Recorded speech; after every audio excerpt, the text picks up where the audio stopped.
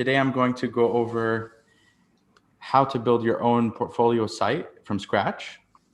So hopefully, if you're new to coding or if you want to get into this field, this will be a great short introduction into what you need to do to get started. And hopefully you'll learn something today and be able to start your own portfolio site as well. And everything that I'll teach you today is completely free. So all of the tools that I'll be using are tools that are completely free tools. So if you just follow along, you can get started on your own. So what I want to cover in today's session is why portfolio sites are important. I want to also do a demo on how to build quickly using portfolio sites. Then I'll cover how to put it on GitHub and then how to host it online for free. So that's basically what we'll be covering in today's session.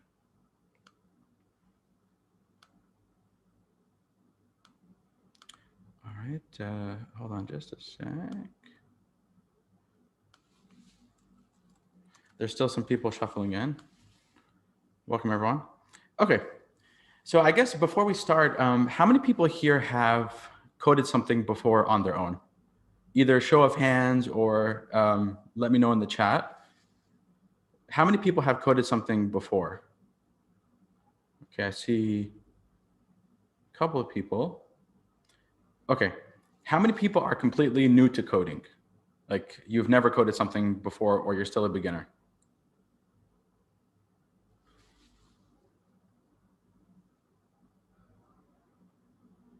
Okay, I guess some of you. Okay, cool, fair enough. Very basic, new. Okay, so keep in mind that, I mean, this is just a short workshop. It's going to last less than an hour. And a lot of the concepts that I'll be covering in this workshop can be taught over a very longer period because they need practice, right? So a lot of what I'll be covering is basically what we cover in our coding bootcamp. So we have a 2-month-long coding bootcamp that we run several times a year. And in our coding bootcamp, we basically cover everything that you need to know from how to build an app from A to Z. So we cover front end, we cover back end, we cover how to basically create a full application that you can then use on your own.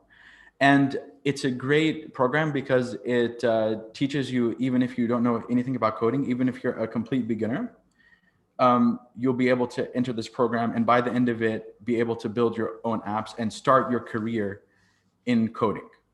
Also, if you are someone that wants to build something on your own, either as a side project or you want to manage other people that can build it for you, this is also a good program because it'll teach you basically the full stack. So you'll understand how everything works together. So then even if you want to build it on your own or hire someone else to build it for you, you'll at least have that understanding of what needs to be done. And then finally, even like people take some of our courses, including this coding bootcamp, if they are programmers, but they just want to learn the modern way of doing programming. So all of the technologies that we cover in this program are cutting edge technologies that are used in the field nowadays, like Node.js, React, all of these that are used in companies now. So oftentimes people come to the program that already did some programming before, but maybe it's in an older technology stack. Anyway, just keep that in mind. I'll be sharing a little more after this session, but keep in mind that this is just a starting point, hopefully for all of you in your coding journey. All right, so the topic of today is building a portfolio site. And it's something that is very important to you on a personal basis if you want to get into coding. There's a few reasons why that's the case. Can anybody here guess why portfolios are good if you want to get into coding? Like, what are the benefits of building your own portfolio? Who can tell me? Any guesses?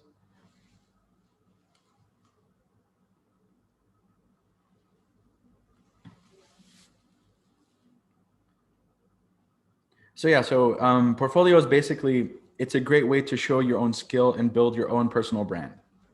So there's a few reasons why I recommend people to get started building their own portfolio, especially if they're beginners and they're getting into coding.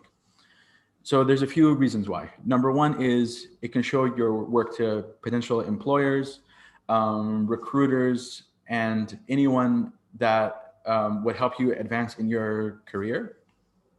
So, I mean, especially with coding, it's often more important that you show potential employers that you can do the job and that you actually know how to build things that are similar to what they want to build, as opposed to just, putting it on a CV and saying, oh, I can code this. But actually showing them and having maybe links to projects that you worked on, and just like telling them a little bit about what you can offer. It's a great way to basically get in front of people. And that's why it sort of became like a modern day standard where if you want to become a developer, it's sort of something that's a given that you have some portfolio, whether that's on GitHub or your personal site, but it's sort of a given that you should have some portfolio if you want to become a coder. Another benefit of it is it's a high quality signal that can take the place of work experience. So especially if you're new to coding, I mean, this is one of the most common questions that we get is, how do I get into the coding field as someone that's new to coding? And it's almost like a chicken and egg situation where, I mean, if you go to companies, they'll say, we want to hire someone that has experience, but then how do you get experience if you can't get hired, right? So one way around that with coding is to work on projects on your own, either as a freelancer or even pro bono work that you might help family, friends, or even any company that you might come across, even working on a site like Nembish or Upwork or any of these sites on small project basis, and basically build up your own projects that you worked on. So in a way, it's a way to get your foot in the door of a coding career, even if you don't have work experience, right? Because it can actually show people what you worked on as projects without having to officially work somewhere first. Also, it's completely owned by you, of course. So that means that it can help build your personal brand. I mean, one way of doing this is just if you buy your own domain name, like your first and your last name, .com, it usually only costs around $15 per year. And it's a great way to personally brand yourself. So if anyone searches for your name, you'll appear on the top of Google, and you can basically put whatever there you want, right? So if you're looking for a job and a recruiter Googles you, they'll see your name come up first, right?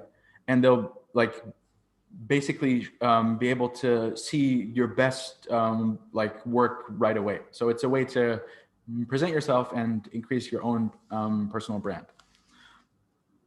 And it's an evergreen opportunity, right? So once you build a portfolio, people will always contact you. I mean, if you just have a simple contact form on your site, oftentimes people would, just fill it out and contact you if they want maybe some support on freelance work or even for jobs or other project opportunities.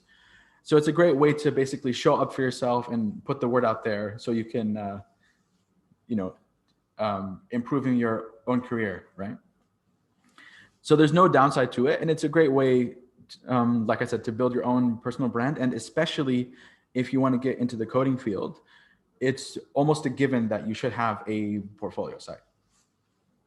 Okay, so enough talking. Let's actually show you how to do this. So I'm gonna basically walk you through how you can basically build your own portfolio and host it online for free. So this is sort of like a crash course.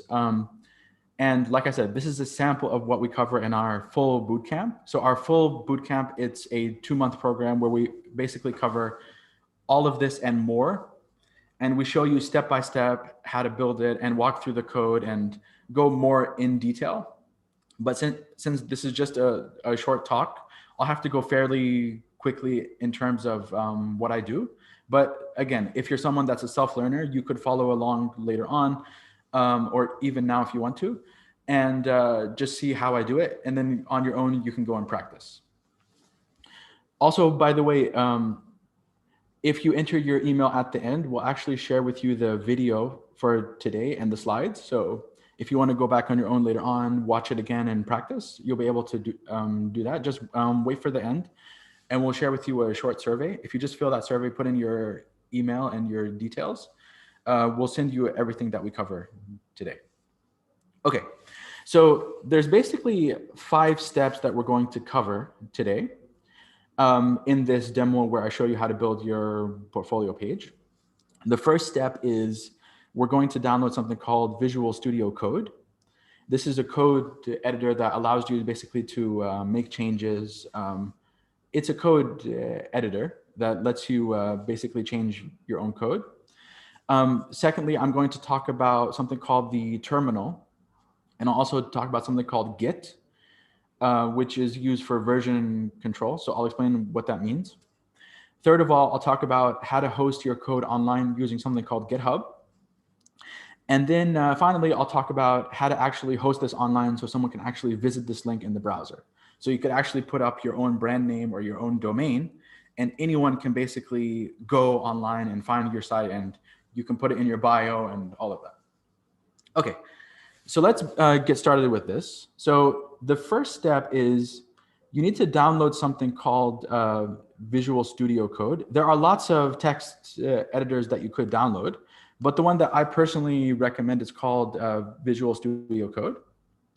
And it's free, anyone can download it. If you just go to Visual Studio Code and you download it here, it's free to download. And it'll basically open up and allow you basically to make changes to your own code. So that's the first step, is you just have to download some code editor. And Visual Studio Code is the current most popular code editor. And it's the most widely used by developers. So it's one that I recommend that you look into if you want to get started, right? And it's free. So first step is to download this. Second step is I'm not going to actually code this completely from scratch because that would take many hours. Instead, I'm going to use a template. So a template basically is a way to basically what's called scaffold or build your code off of certain foundations. So I don't have to actually build everything from scratch. So that's what I'll be doing next, is I'll be using a template, and I'll share this link with you as well. If you just go to startbootstrap.com, and then you can go to their theme section, and there's a section called resume. And this is completely free. Anyone can download it. They have a lot of other themes, and you could find dozens of free themes online. So this is just one example, but you could do this for any theme that you want. So basically, I'm just going to download this on my computer. So that's next step, is I'll just click download, and it'll allow me to save this. So I'm just going to save this in a folder on my computer.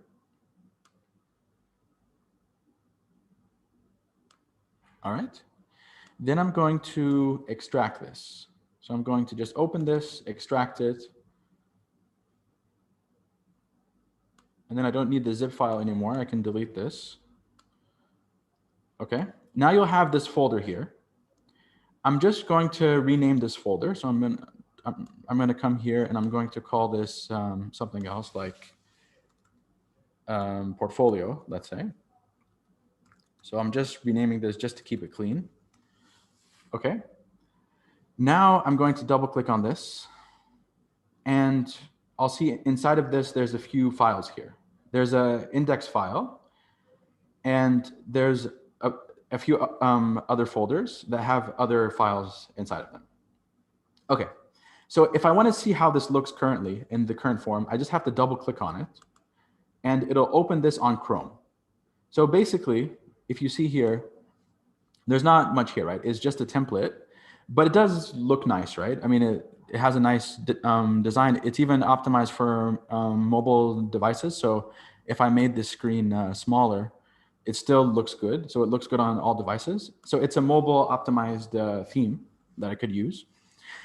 And basically, I can add here my own experience, right? So I could come here, add a short bio here, include links to my social channels, include my work experience here. If I have any projects, I can also link them here as well. And this is a good starting point. So I can customize this in an easy way and basically make it my own. So that's what I'll be doing next. So again, just to recap what I covered so far. So basically, I just found a free template. So the place that I went to is on startbootstrap.com, and I went to the theme section and downloaded a free template. And then I just downloaded it on my computer, extracted it, and I get basically this here, right? Okay. Now, next step is let me open this using Visual Studio Code. So I already downloaded it, but if you are new to this, then just download this on your own. So that's what I'll be doing next is I'll just basically open Visual Studio Code. All right. And what I want to do now is basically import this folder that I just downloaded. So I just downloaded this entire folder here. I just want to import it into Visual Studio Code so I can start making changes to it. All right. So I already have a project here. So I'm going to close everything here. If you're just starting this on your own, you won't see any of this stuff here. You'll just see basically just a blank screen like this. So what I want to do is I want to add the folder that I just downloaded into Visual Studio Code so I can actually make changes to it. So that's what I'll be doing next is I'll come here and I'll say add folder to workspace. And basically I just want to add the folder that I just downloaded. So I put it in a place called Meetup, and the folder is called Portfolio. So this is the one that I just downloaded. So I'm going to add it here to my project. And basically here, I can see all the files, right?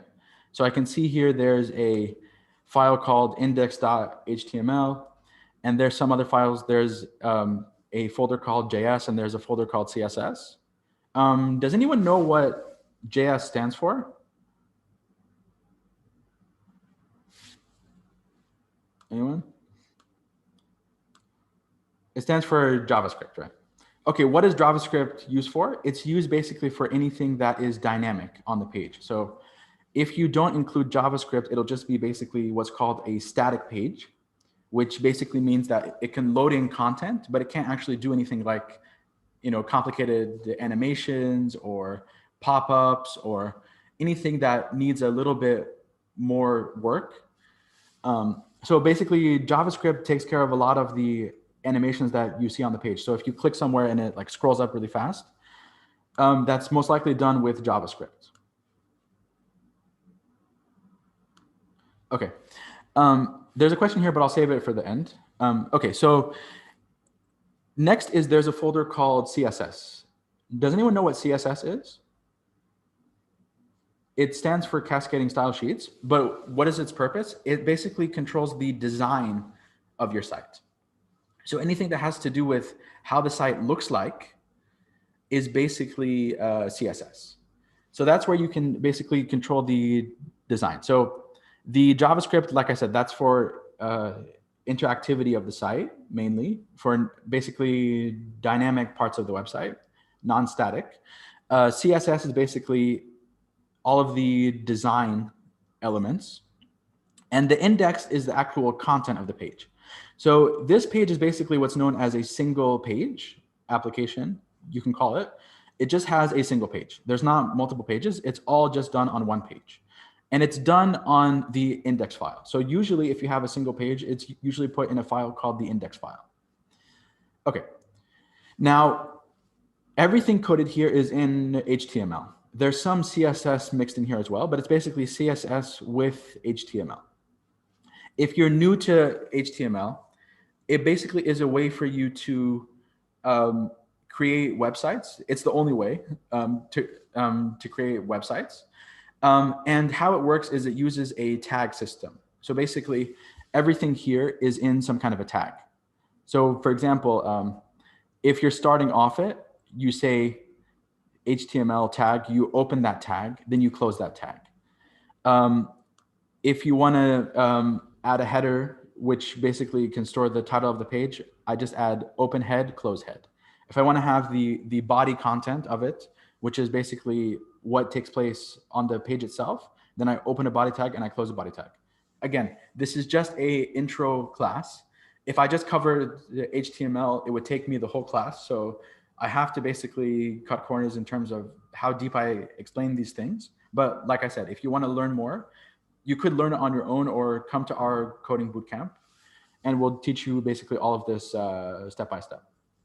Okay, so if you, I mean, one resource also that you could check out on your own is if you go to, there's a website called W3 Schools, which basically lists all of the tags that you'll use in HTML. So if you just want to basically see how this works, you could go on this website and basically see what the syntax is like of how to create this, right? So, okay, I mean, I'm not going to go into detail about that. I'm going to keep it very practical. So let's say that I want to change here my name, right? So what do I have to do? I just have to basically go in the code and look for where it has the name and change it, right? So this person said his name is Clarence. So I just have to come here, click Control Find, and basically look for the name Clarence, right? So it's here, so I can change this. This is one place where it's mentioned. And I think it's mentioned somewhere else as well, which is down here. See, so it's mentioned in a couple of places. So let me change it in both places. And I'll add this here as well. So I'll save this. Now I'll go back here. Did it change the name? Yes, see, I changed my name. So it's basically just editing the code. And like I said, if you want to learn actually what is the syntax of editing it, take our coding bootcamp, or you can learn it on your own just by going to W3 Schools. Okay, so now let's do one more thing. Let's change the image here. So the image, I mean, there's a trick that you could use if you want to basically see what you could change. If you right click on Chrome, there's a tool called Inspect. So I just have to click Inspect like that. And then I can basically click on this image here. So this image, let's see where it's stored. It's stored on a place called, yeah, it's called profile.jpg. And it's basically, I can even see what is the location of the file. So it's stored in the portfolio assets image folder. So if I go back to Visual Studio Code, this is actually stored here. This is where the profile is, this person's picture, right? It's under the asset section here. So all I have to do is if I want to put it my own image, I just have to add my own image. So I just have to replace his picture with my picture. I could also look for where the image is here, where it's referenced, and just change it here if I want to. But the easy way of doing this is just to replace his image with my image. So let's do that now. So let's actually find an image of mine online. And I think if I actually just do that, there's a famous person that has my same name. He's a, I think he like won the gold medal in Jordan, and he has my same full name. So I'll never be the most famous Ahmed Abu Ghosh, unfortunately. But anyway, so I just went and I found an image, and I'm just going to save over that image. So this is my picture. I mean, if you have your own picture stored on your desktop, that's fine as well. Just replace that image with your own. And then I just replaced it. And now if I refresh, my picture is here now, see? And then, I mean, whatever else I want to change, I can change as well. So like, let's say I wanted to change this address here. I just go back in the code and I can look for where that is. And again, this is a very good way for you to practice because you're not building it from scratch, right? So it'll be easier for you to basically just test things out and, you know, learn how to code by actually doing it, right? And that's one of the concepts that we teach in the coding bootcamp is we actually make it be practical where they actually have to, I mean, it's learning by doing, right? Instead of, you know, learning theory and then figuring out how to put it into practice, right? So let's say that I want to change this address here. So I'll just put this as AstroLabs, whatever, right? And if I want to put a phone number, I can.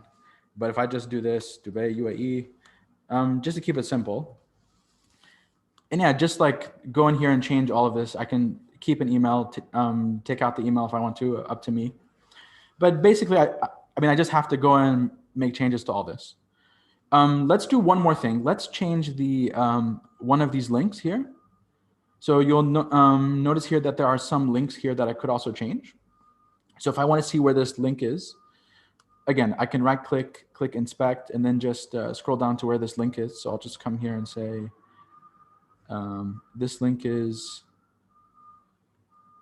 here, which is in the section called, yeah, it's called FAB LinkedIn. So, you know, in general, I could just come here and just do Control F and search for LinkedIn. And look for where that is. So there's only one reference to LinkedIn, which is here. So this is where the LinkedIn link is. And this tag here, this is known as a hyperlink tag. So I just have to replace whatever is inside of this with a link to my own page. So my own LinkedIn page is basically, I believe this is it. So I just have to come here, replace this with my LinkedIn page. And then if I refresh, it should just work. So I just replaced that link. And yeah, I mean, then of course I have to also add any other links that I want to include as well, or just delete them if I don't want them. So in this case, if I come here, I'll click this and then it will open my LinkedIn, right? So you can see that it was working normally.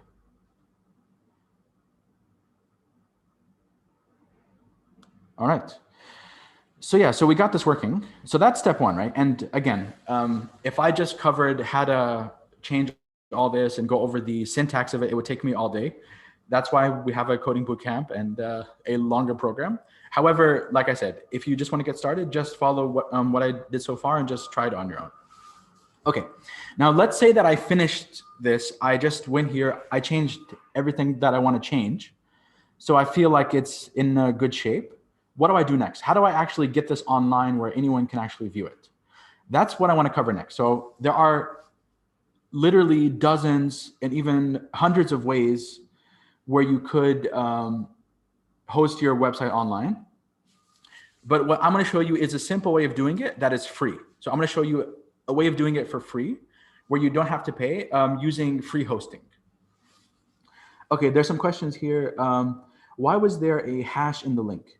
So a hash in the link that, so if you just have a link that just has a hash like this, it means that it does nothing. So if I clicked on this link, it does nothing. It'll just go on the page again.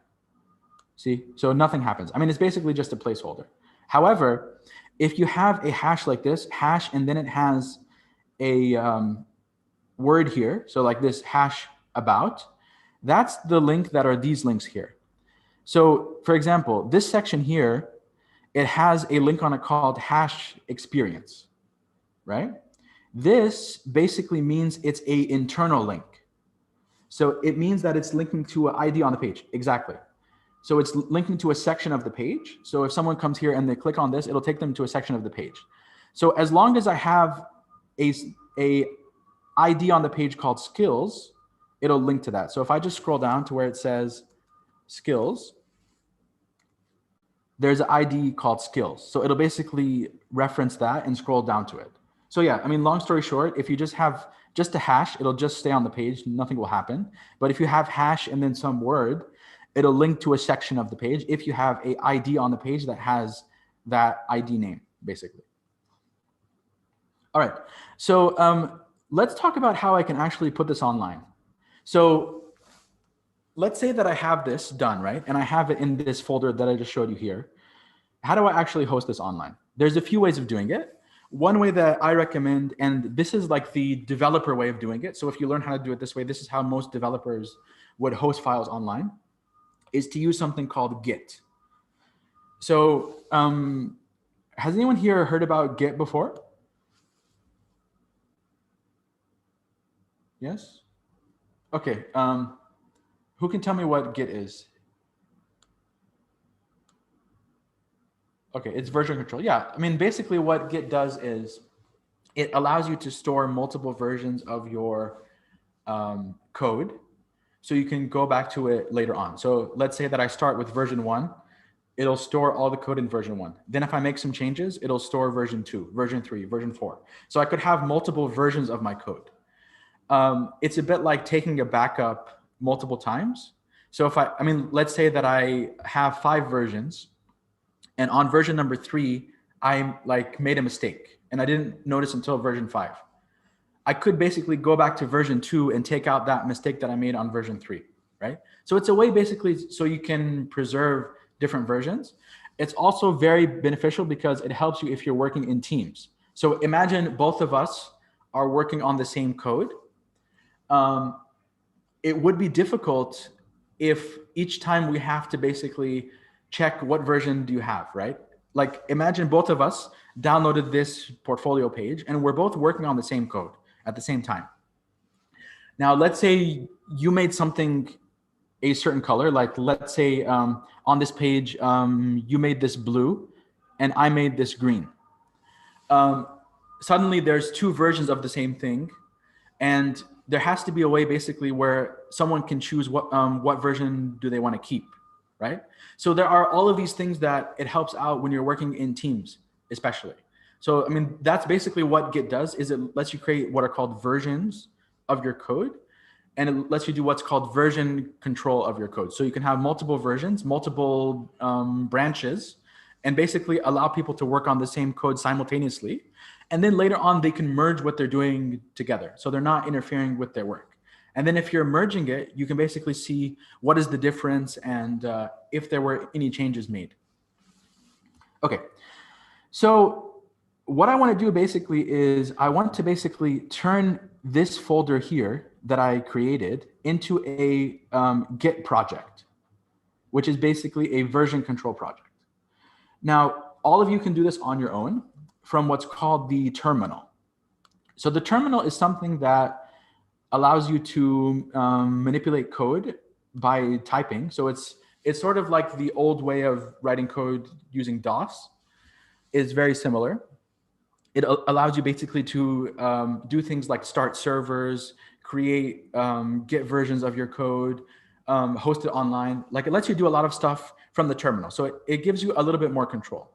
And this is also something that we'll cover more in details in the coding bootcamp. But if you just want an overview, what I want to do here is I want to basically first go into that folder. So if I see here, I'm actually in that folder now. Or I'm not in the folder, I have to go one folder to the portfolio folder. So now I'm in the meetup folder. I want to go to the portfolio folder. If I want to do that, I just change directories. So I do CD portfolio like this. Now I'm in the place where I just typed in all of my code. So first step is I want to use this thing called a terminal to basically navigate to where my code is. If you're on a Mac computer, the terminal will be built in. So Mac computers come with a built-in terminal. If you want to access this terminal, you just have to press Command spacebar and then search for the word terminal, and it'll show up here. So Mac computers come with this terminal built in. If you're on a Windows computer, that's different. If you're on a Windows computer, if you want to use the terminal, you have to install something called Git Bash. So Git Bash is a way basically for you to connect to Git, number one. Number two is it also lets you install a terminal on your Windows computer. So if you're on a Windows computer, if you want to use the terminal, you can't use DOS because DOS doesn't give you that many capabilities. You have to use a terminal like this one. So you have to install something called Git Bash, which allows you basically to run terminal commands on your computer. So in a way, it basically gives you similar to what Linux does or Unix, is it lets you run code from the terminal. So that's something that you have to do if you're on a Windows computer, is you have to download this thing called Git Bash, which is free. If you're on a Mac, then you just have to open the terminal, which is basically, like I said, just click Command spacebar and then search for terminal and it'll open up. So the basic commands that you have to know is basically how to change folders, which is CD. So like, let's say that I want to go back a folder. I can do CD ... It'll take me back. If I want to see what's inside that folder, I type ls, that stands for list.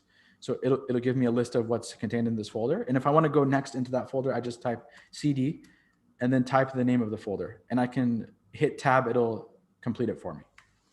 So basically now I'm inside of the portfolio folder, right?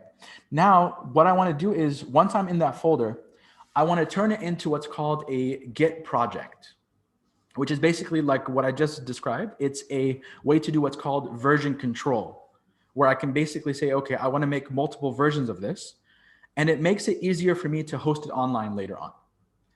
So how do I do that? When I'm in the folder, there's basically 3 commands that I have to write. The first one is git init. This stands for initialize. This will basically turn this folder into a Git project. That's the first step. Now, this folder that I'm in, where I have my code, is now a Git project folder. That's the first step. Second step is I want to add all of the files in this folder into my Git project. So the first step is I just made it into a Git project. Step 2 is I want to track all these files. How do I do that? I write the command git space add space dot. This is the command that will basically allow you to add all of the files that are in your folder into your Git project, which basically lets you track those files. All right, that's step 2. Step 3 is I want to basically make a new version. So what I did so far, git init, was I said, I want to turn this into a Git project. Git add, I'm saying I want to track all these files. And the final command is the command that I have to write in order to basically make a version 1. So what I told you earlier about this is version control. What I'm doing here is I'm basically saying, now I want to make my first version. How do I do that? I just write the command git space commit -m, which stands for message. Then I say something like started my project. So doing this will basically create a new version, which in my case is the first version of my project. And the way that I write it is I write git space commit -m, which stands for message. Then I write the message of that version, which basically describes that version. So if someone in the future comes back and looks at my code, they'll be able to see what happened here. So let's say that I changed the background to be blue, right? I could write in my message, I changed the background to be blue. So if someone in the future comes and they want to look at my code, they'll just be able to read that message and see what happened. Anyway, so I just started this off. So I just said started my project. And that's what I did. So now I'm working basically on a version 1. So what I just did, all of these changes that I just made, where I came here and I added my picture, I added my name. This is basically now in my version 1. Okay? So I did my first step where I basically have this code in my version 1. Okay. Now, next step is I want to put this online. So now what I just did on the terminal, this is only going to reflect on my own computer. It's not going to be on the cloud yet. It's not online. So the next step is I want to push this online. How do I do that? I have to sign up for something called GitHub. So GitHub is basically, it's now a free service that allows you basically to host your own code. In a way, it's also sort of like a portfolio. So it allows you to create your own projects. It allows you to host your code online. You can share code with people across the world. So it's like a cloud version of what I just talked about. So it's a version of Git that's online. It's a cloud version of Git. Now, there are other forms of this as well. There's one called Bitbucket. There's, a bunch of others. There's not only GitHub, but GitHub happens to be the most popular version of this because it's used by most developers. It was bought by Microsoft. It's very, very famous, right? And it's free. So I recommend, one thing that I recommend is if you want to get serious about development, definitely create a profile on GitHub. Okay, so what I did so far was, like I said, I made some changes here. I turned it into a Git project by writing these 3 commands, git init, git add, and git commit. So I made a version 1. Now I want to basically put that version 1 online. So all I did so far was I logged into my account. If you're new, then just create a new account on GitHub for free. And then I want to make what's called a new repository. So a repository basically means a folder or a project. I mean, it just has a funny name, but it basically just means a code project. So a repository is a code project. So that's what I'm doing here is I said I want to make a new repository. And then I want to call it something. I'll call it Portfolio October 2020. I already have something called Portfolio, so I'll have to call this something different. And then all I do is I click Create Repository, and it'll create this repository for me. Okay, now what I want to do is I want to link what I did offline, which is what I did here. I want to link that with the online version here. So that's all that I want to do is I want to take what I did offline, link it to what I did online. Okay, so I just have to basically type in these 3 commands that they give me. It says here to push a existing repository, which is what I did here. I have to type in these 3 commands. So I just type them one by one. So I copy this, come here, paste it. This first command will link my offline version to my online version. So it creates that link where whatever I did offline is now linked to what I'm doing online. That's what the first command does. The second command tells it that I want to work on the main branch. So what I mentioned a bit earlier is that I could have multiple branches of the same code. So let's say me and you are both working on the same code. You could be on one branch, I could be on a different branch. So whatever changes we're making don't affect each other until we merge them back. So I'm basically saying here, I want to work on the main branch, which is the main part of my project. So I just paste this in. And the final step is I just have to come here and say, now I want to push the code onto GitHub. So what I did in the first 2 steps is basically just the setup step where I link them together. I link the offline version with the online version. Then I say I want to work on the main branch. And the final step is I just say, now take this and push it online. So I just copy this and I go back here and I paste this. Now it'll push my code online. Okay. And now if I refresh, my code is now online. So it'll show here basically the code that I just added. And you'll see here, this is the message, started my project. This is the message that I had when I typed in a message here. See, when I typed in a message here, started my project, that's the message that I'll now see on GitHub. So it's pretty cool, right? And then if I make multiple branches, or I'll see those as branches here. So if there's multiple people working on it, or if I'm working on 2 versions of it. Also, every time I add a new commit or a new version on a branch, it'll come here. So now I just have 1 commit here. Okay.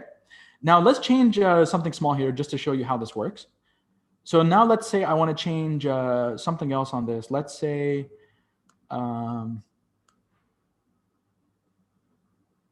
this description here. So I just have to look for that. So that description is here.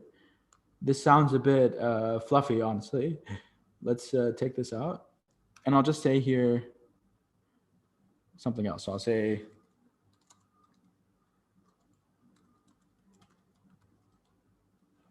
something like that. I work at AstroLabs, right? And that's it, right?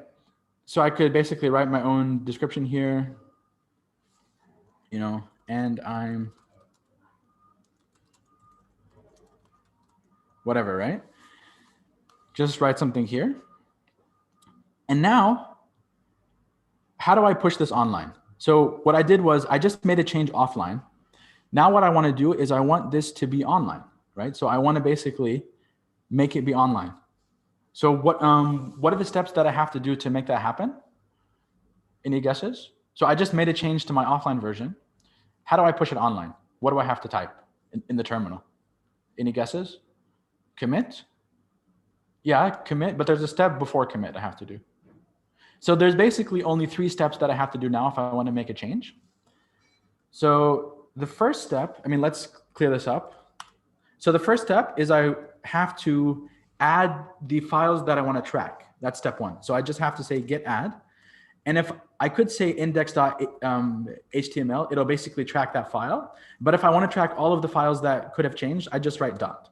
So I always have to do this because There might be some cases where I make a change to a file, but I don't want it to be uploaded, right? So maybe I'm still working on a file, but I don't want this to be part of the commit.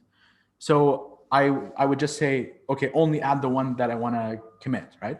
But in this case, if I just want to send up the whole project, I just say git space add space dot.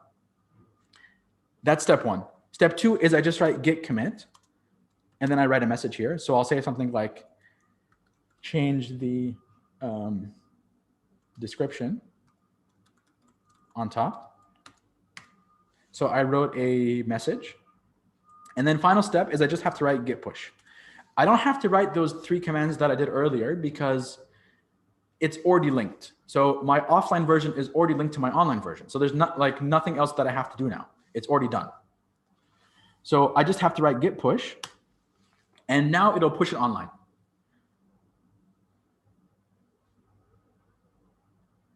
All right. So now if I go back here, I should see if I refresh the page, it'll say that I have 2 commits, not 1 commit. See, now I have 2 commits here, and I could see like what I changed. See, here I changed the description on top, and I could basically go back and see all of the previous versions of the code if I want to. So it shows me the whole history of the code. Okay, so now am I done? Is that it? Like, can I send people this link? Like, does this link open? Yes or no? What do you think?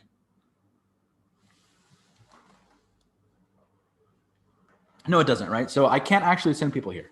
Why is that? Because this is just the code. It's not the hosted code, right? It's not hosted. And this is also something that people often get confused about is they'll say, okay, my code is on GitHub. Why can't I just open it? Because there's a difference between the actual text of the code, which is what we uploaded, and how the code is rendered in the browser. So if you want the code to actually load, it has to be part of some like rendering process where it turns it into a page, right? So basically now it's just, I mean, if I click on this, this is just my code, right? But I want to turn this code into something that looks like this, right? That I can send people to a link. So the step that I have to do next is I have to link my GitHub to a hosting platform.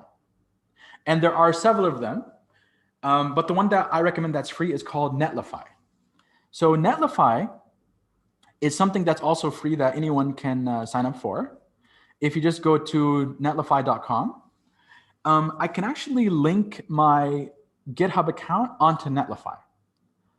So when you sign up for a Netlify for free, it'll allow you to link your GitHub account, which includes all of the code that you created. And it'll then let you host it if it's a static page, which means a page that is not one that has to load data from a database, right? Or it's not a JavaScript file like React or some front-end framework. So for more complicated projects, I could use Netlify, but I'll have to configure it in a way where it loads it where it makes sense. However, it can get complicated. But in my case, I have a very simple website. So it's what's called a static page. So there's not really that much complicated code happening here. So Netlify is perfect for this kind of a site because it's not really a heavy website. It's just a simple static page. So what do I have to do? I just have to link it. So I made an account earlier on Netlify, and I linked my Netlify account with GitHub. And now I just have to write here, new site, and I click, I want to create a site from GitHub. So I link it to GitHub here. It'll have me sign in the first time. I already signed in earlier. And then I just have to choose what is the project that I want to host. So I just look for the one that I created, which is, I think it was called October 2020, I think, which is this one here. So I click on that. And then I just have to say here some settings here. So if I was running a complicated front-end project that needed it to be built and all of that, I would have to write some commands here. But because this is a simple project, it's a static page, like I said, I don't have to add anything complicated here. So I just make sure both of these are blank. And I just have to click deploy site.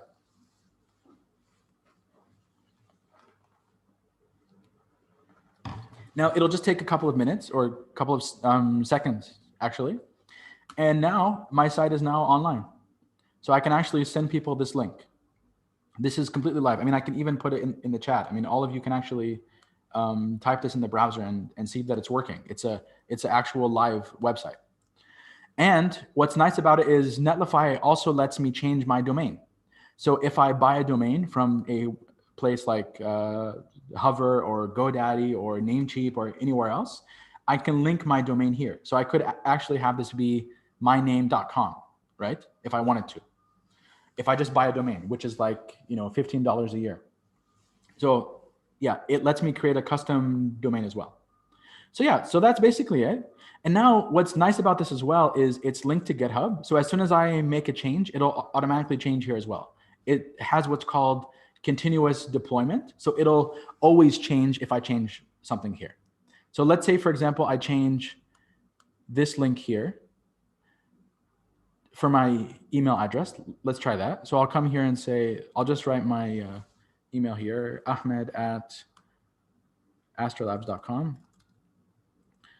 like this, and then I can come here and change this.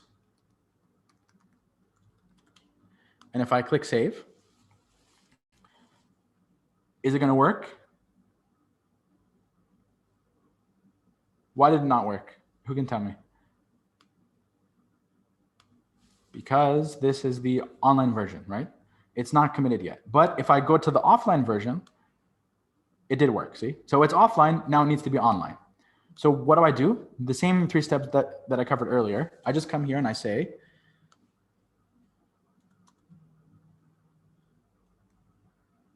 git add dot git commit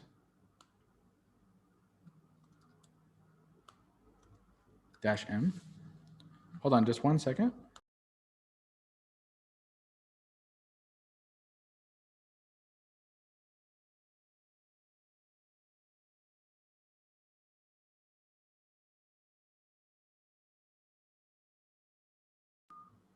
All right. Sorry about that. Yeah. So basically, like I said, there's basically 3 main steps. There's git add space dot. That's the first step that will basically add my files onto my Git locally. Then I want to commit it. So I'll come here and say git commit -m. And I'll say here changed email. Right? Okay. What's the final step? There's one more command. Who can tell me? Push, exactly, git push. So I just have to come here, write git push. And it will automatically push it onto GitHub, which is also automatically linked to Netlify. So basically here, I can refresh, see if this worked. It should say 3 commits, right? And Netlify would just take a couple of minutes and it'll also be reflected here. There's nothing else I have to do for Netlify because it's already linked. So if I just come here and I just refresh, it works, see? And this is the hosted version online. All right, that's pretty much it. I hope that was beneficial for you. Again, this is just it was a quick meetup, so I couldn't go into detail on each of the topics that we cover. Because like I said, each of them would take me several hours to explain. Even like Git on its own would take like a whole day to explain. But yeah, I mean, that's part of what we cover in our coding bootcamp. So if anyone is interested in this, you can learn more at astrolabs.com/coding. And we'll be starting this next month. It's a program that we've done now more than 7 times. And we have more than 300 plus graduates in the region. And it's one of our most popular programs. And there's no program like it in the region, definitely. And yeah, I mean, you could learn on your own, but it would take you a long time. So for me, a lot of what we teach in the bootcamp are things that we learned on our own. But like the trade-off is it took us like 2 years or more to learn everything. So in a way, it's like you're trading your time for saving a little bit of money, right? So it's your choice, of course. But if you want to learn in a quick way, and I mean, honestly, this is a program that I wish was around whenever I was learning how to code, because we really condense everything in a short period. So you learn very quickly. And one of the most frustrating things about learning how to code is you oftentimes get stuck and you don't know what to do, especially when you get into the complicated parts of the server and the front end and the JavaScript frameworks and deploying it online and all of that. So it is nice to have like mentors to help you unstuck yourself, and not get frustrated with, getting stuck on something and then giving up. Because honestly, all of us, and I mean, me included, when I was first learning how to code, there were times where I would get stuck on a problem for weeks and I wouldn't be able to solve it. And then I would finally solve it on my own. And if I just had someone that could just show me what to do in like 2 minutes, it would save me weeks of hardship, right? Anyway, so yeah, so that's it. And in general, yes, there is, for us at AstroLabs, we're basically not just offering courses. Our goal is basically to take you to the next level in your career and in your business. So for us, once you take our courses, it's not the end. It's not just about you taking one of our courses. It's about also joining our network of alumni. We do a lot of events for people that just took one of our programs. We do things like career support. We help you with your CV. We help connect you to people that are hiring, recruiters. We have our own network of companies that are posting jobs. So in general, we recommend that you try to join us for one of our courses, because it is something that we offer as a long-term way to continue upskilling and grow in your career and your business. I'll be around if anyone has any questions. There were a couple of questions from earlier. I just want to... And also, just before the Q&A, Ahmed, I'd just like to share with everyone a form for you guys to fill out. Like Ahmed said, we offer a lot of opportunities for you to continuously upskill and learn, master new skills as well. So if you're someone who's interested in that, if you're someone who has the mentality of continuously learning, the best thing you can do for yourself right now is be an engaged part of our community. And that all can start with the form. So in the form, you can choose to subscribe to our newsletter to stay in the loop on all the events we're doing. And you can also choose for someone to reach out to you about our coding bootcamp to kind of give you guidance. I'll give you a call actually directly to kind of give you guidance and tell you how the coding bootcamp will be helpful to you specifically, and have a larger discussion about it. So if anyone is interested in that, anyone who's a learner, basically, please do take a minute or two to fill out the form while the Q&A session is happening.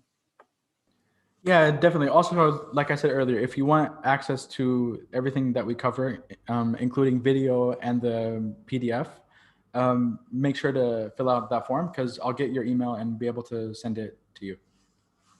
Okay, there's a question earlier I didn't get a chance to answer.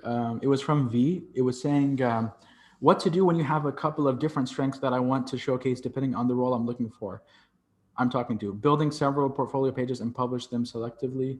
Not everything I do is relevant to all situations and people. Yeah, so in general, what I've seen is people that are looking for like work, oftentimes they'll create multiple versions of their CV that they can send out. So like depending on the company, and customize it based on what is asked in the job description. That can definitely help. For me, what I've noticed is it's better to apply to one job properly than to apply to 50 jobs quickly, because your chances, most people don't spend a lot of time applying. Most people do like this spray and pray approach where they just apply to as many as possible, instead of actually seeing what the company wants and tailoring their, resume and their profile to meet that. It'll improve your chances drastically. When it comes to your online portfolio, it's a bit harder because, it's just one page, right? What I would do in that case is I would try to make it more comprehensive, because on a CV, you're usually limited by the length of it.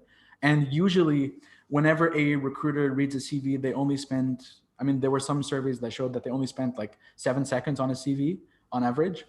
But a website is a bit different. You can actually include more content on the website. So if you're targeting multiple projects or types of projects, maybe you'll have different sections, maybe different categories on the website.